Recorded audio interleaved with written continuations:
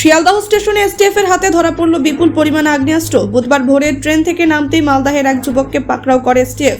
তার ব্যাগ থেকে 6টি 9mm পিস্তল, 2টি ওয়ান শাটার এবং 8 রাউন্ড তাজা কার্তুজ উদ্ধার হয়েছে। গোপন সূত্রে আগে খবর পেয়েছিল এসটিএফ। জানা যায় অস্ত্রগুলো বিহারের খাগাড়িয়া জেলায় তৈরি। সেগুলি সড়কপথে মানসিংহ জেলা হয়ে কালিয়াচক হয়ে ট্রেনে কলকাতায় আনা হচ্ছিল। ব্যাগে জামা কাপড়ের আড়ালে এই অস্ত্রগুলো লুকিয়ে রাখা হয়েছিল।